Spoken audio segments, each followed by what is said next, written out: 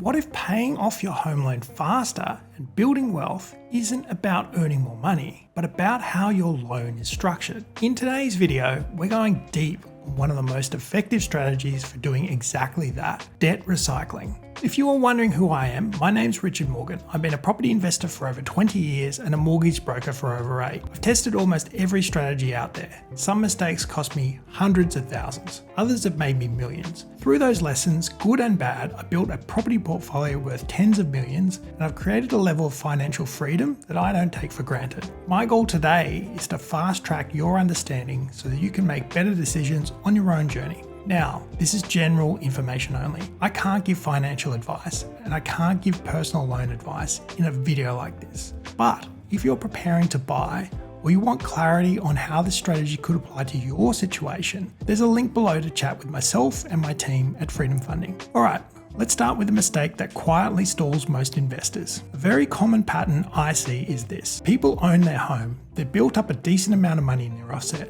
and their plan is to use that cash as a deposit for an investment property. That's what most people are taught. Build the offset, hit 20% deposit plus costs, and then buy. And on the surface, it feels sensible. But the real game changer isn't just buying the property. It's what you do after the purchase that determines whether you scale or stall. Because when you use your offset cash as a deposit, you're usually giving up 3 things that people don't realize they're giving up: flexibility, deductibility, and future borrowing capacity. And here's the key point: if you have funds sitting in your offset, a lot of the time you actually do have enough money to invest. You just don't have it structured in a way that gives you the best possible outcome long term. And that's where debt recycling comes in. If you're saving a deposit in your offset, you're doing the responsible thing.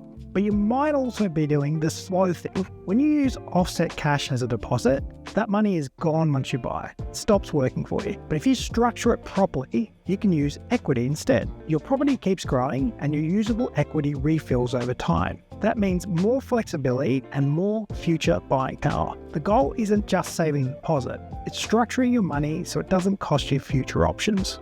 Now that you've got clarity on why the offset-only approach can quietly hold you back, the focus shifts from theory to control, because the next step is understanding what debt recycling actually is and what it isn't. Let me be really clear. Debt recycling is not about chasing tax refunds. It's about restructuring debt so your money works harder over time. The aim is simple: reduce non-deductible home loan debt faster. Replace it over time with tax-deductible investment debt. Improve cash flow and long-term tax efficiency, and keep your structure clean so you don't create tax problems later. And no, it's not just refinancing with extra steps. Refinancing is often one way to move your loan from one lender to the other, and sometimes get a better rate or reset the term. Debt recycling is a long-term system. It's intentional. For 5 to 10 years, the structure compounds. And in the ideal scenario, you end up with zero owner-occupier debt and only investment debt remaining, because you've systematically replaced bad debt with good debt. Now here's what the correct structure generally looks like. Instead of using cash from your offset for deposits and costs, you release equity from your owner-occupied property. You set it up as a separate split with its very own offset, so the interest is very clearly traceable. You then keep the investment loan standalone, often at 80% LVR, and often interest only to preserve cash flow, so you can keep paying down the bad debt faster. That's the system. So here's a recap. Debt recycling is simple. You're not borrowing more money, you're just replacing bad debt with good debt. So I'll take you through a visual example of how debt recycling might work. So the starting point is somebody's got a owner-occupied property, $600,000 mortgage. They've got $200K in their offset. Now a lot of people will just go off and then use that to invest. Don't do that. With debt recycling, put that $200K into the mortgage, reduce that limit down, so you've now got $400K lower mortgage, lower repayments, lower liability, better borrowing capacity, and instead release equity. So you've got $200K of equity, which is for investment purpose, plus your 80% for investment, $800K, roughly $1 million investment purchase. So now I've got 2 assets, we've got lower levels of owner-occupier debt. This will all be set up as interest only, that's principal and interest. And what will happen over time is that you will accumulate more savings, more funds, and say for argument's sake, when you get another $100,000, you can then, instead of using the $100,000, instead of leaving it in the offset, put it into the owner-occupier loan, so that now reduces down to 300k. You can then take the equity, so that extra 100k plus whatever that property's grown in value. You've got your first investment here, 200, 800, and now you can debt recycle and borrow more money to release another 200k of equity plus the 80% loan against investment number 2. So now you've got 2 properties, 2 investment properties. The majority of your debt is investment debt. You've reduced your owner-occupied debt more, and so that will continue to compound. And as time goes by, you'll get to utopia, which is $0 owner-occupied debt.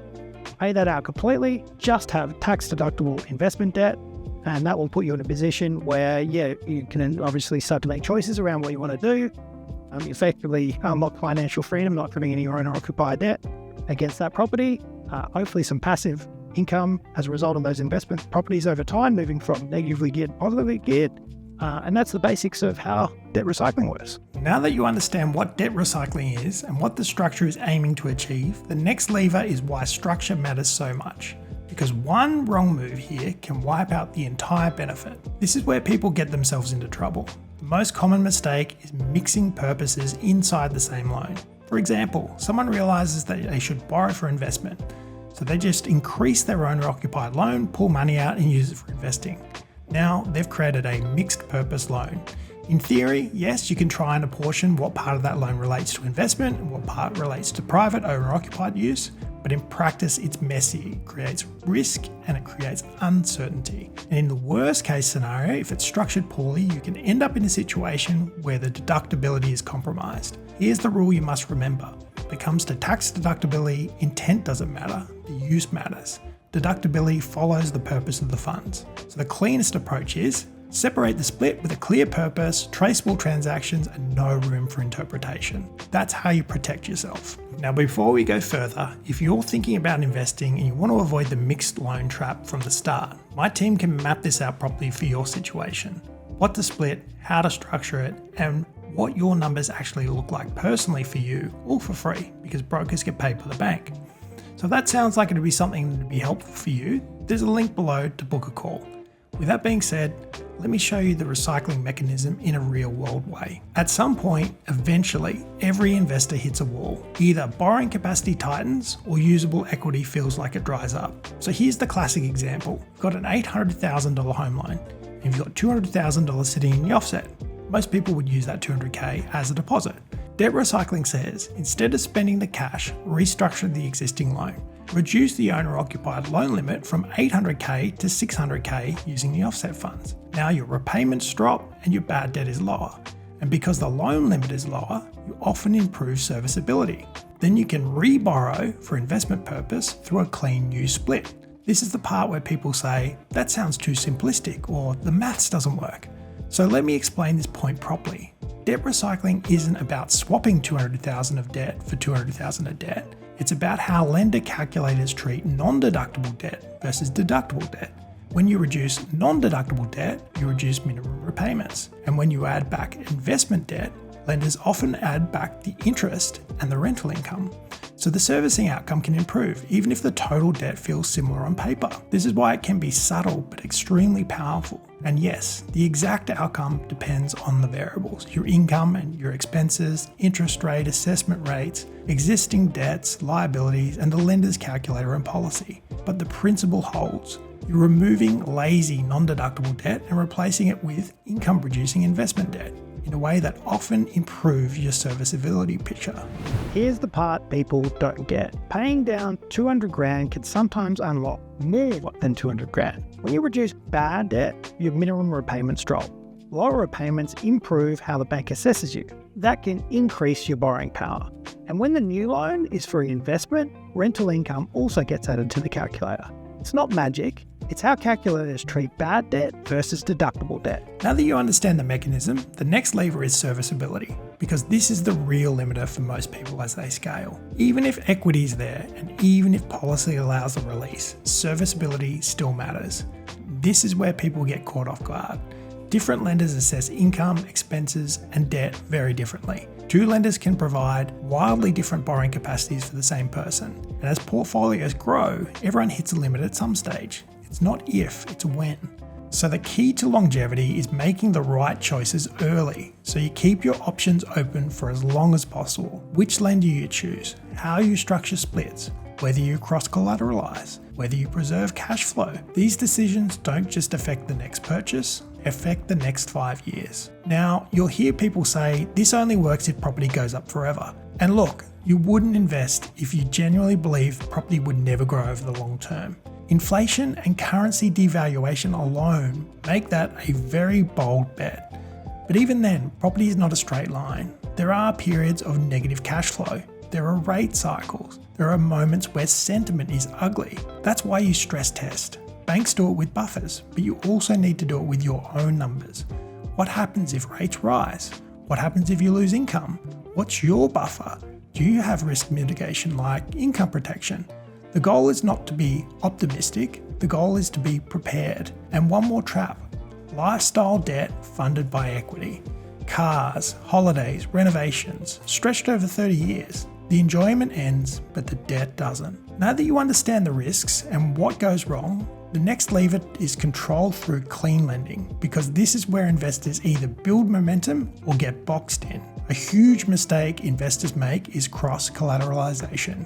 But here's the hard truth. Cross-collateralization is lazy. And if you have it, it's probably not your fault. It's rarely explained properly. This is where the bank secures multiple properties together and under the same lending structure. On the surface, it looks neat, but under the hood, you lose control. Both loans become tied to both properties. You become dependent on one lender's valuations, policies, and approval decisions. And it gets painful when you want to do something simple later, like refinance one property because another lender values it higher, while keeping the other loan where the rate is better. Clean separation gives you options. Separate securities, separate splits, separate offsets. It's not just cleaner, it's strategic. It sets up the next property and the one after that. Cross-collateralization sounds great. For the bank, when two properties are tied together under the one loan, the bank controls both. This means less flexibility if you want to sell, refinance, or move lender. You lose negotiation power and the bank gains. If you want flexibility, keep each property separate. A lot of people avoid investing because they fear retiring with mountains of debt. But your exit strategy is where you can be genuinely creative if you plan early. Because once you hit retirement, if your portfolio is dependent on your work income for servicing, then you can get locked out. So you plan in advance. Some investors sell down gradually across different tax years to help manage their CGT. Some contribute strategically to super. Some restructure debt to improve cash flow and stability. Sometimes niche lending options like longer interest-only periods can add flexibility. The headline is this: you want to understand your exit before you need it. Debt recycling works best for people with strong cash flow. High-income earners who can direct surplus cash into reducing non-deductible debt with discipline. Medium-income earners can still invest and change their family's trajectory, but expectations need to be realistic. And this strategy doesn't make sense if you don't have owner-occupied debt. If you're a investor or don't have a home loan, there's nothing to recycle. At that point, you're just moving money around. So the big deal is this: debt recycling isn't a trick, it's a structure. It's the process of replacing bad debt with good debt over time in a way that can improve your cash flow, tax efficiency, and your ability to keep moving when most people stall. And the reason most people don't do it isn't because it doesn't work. It's because one messy move, mixed loans, cross securities, poor planning can set them back years. If you've got equity and you're considering your next move, or you just want to make sure your structure isn't quietly holding you back, there's a link below to book a call with myself and my team at Freedom Funding. This allows us to take a personalised view of your situation and use our knowledge and expertise to help you get on the path to the best possible outcome. Also, feel free to drop any questions in the comments below. I'll do my best to answer them. Thanks for watching, and I'll see you in the next one.